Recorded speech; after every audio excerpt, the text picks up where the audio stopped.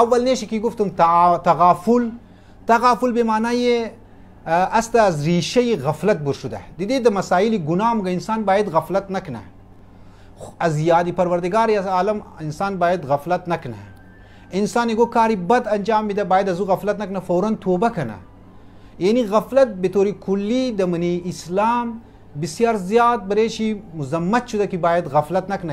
انسان در سر خاک موره، مرده را در او کس دفن مونه، تشییع جنازه باید طرف از او توجه داشته باشه، از جنازه از تشییع جنازه غفلت نکنه و یک عبرت حاصل کنه. انسان را باید طرف خدا باید طرف آخرت توجه دلاو کنه. این درباره غفلت که تاکید شده که باید نکنی. لیکن در مقابل چی یک جای غفلت را مورد تحسین قرار داده، مورد ازی قرار داده که باید انسان غافل شونه.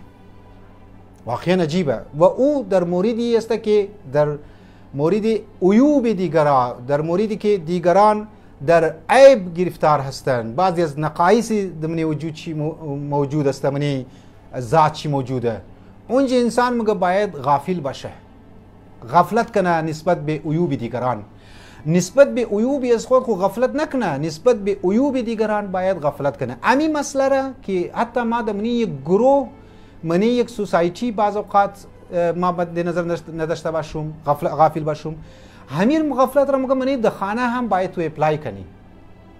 چرا؟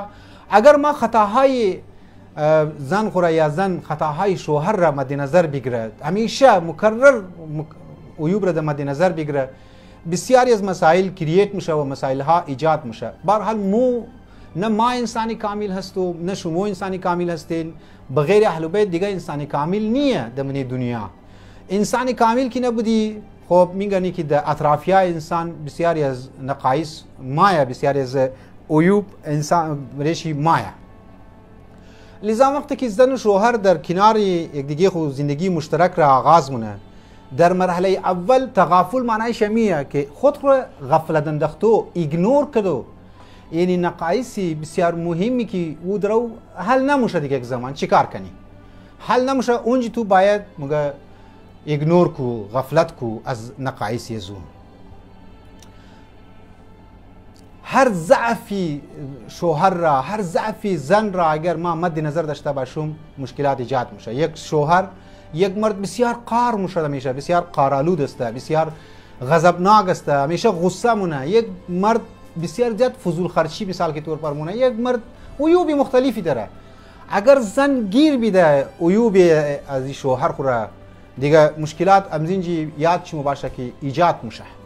و امیتر اگر مرد بینگنه که زن عیوب مختلفی داره و از این عیوب را همیشه درشی بگیره، البته دمزی عیوب بعضی از مسائل های دیگه است که ما فعلا نار نمیخوایم بگم، لیکن هم یک اورال اگر عیوب را مد نظر بگیره شیره انسیست کنه برمزی عیوب، لذا مشکلات که است ایجاد میشه.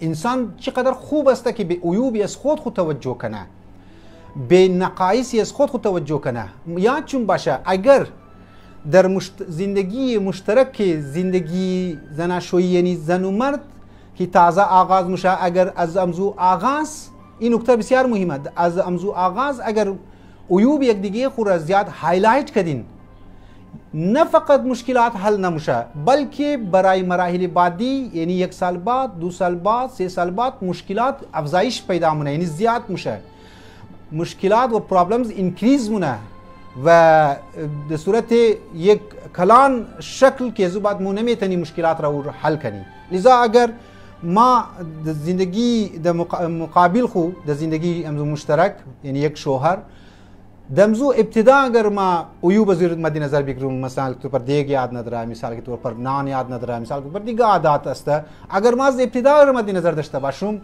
میگنی که در مراحل بعدی مشکلات کست ایجاد میشه، نه فقط مسئله حل نمیشه، مشکلات کست ایجاد میشه. لذا باید تغافل داشته باشی، خود غفلت بندازی. در ازرگی من که کرا که عبدالله بنداز خود خوره، یعنی بگی ما انگار نه انگار ما درو مینگرنم.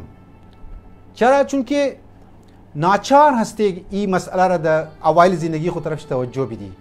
اگر ما زیاد سنسیتیویتی نشون دادم، اگر ما زیاد سنسیتیو بودم، اگر ما زیاد حساسیت نشون دادم نسبت به همسر خو یا همسر ما نسبت به از خود تو، لذا این مشکلات را که ایجاد میده.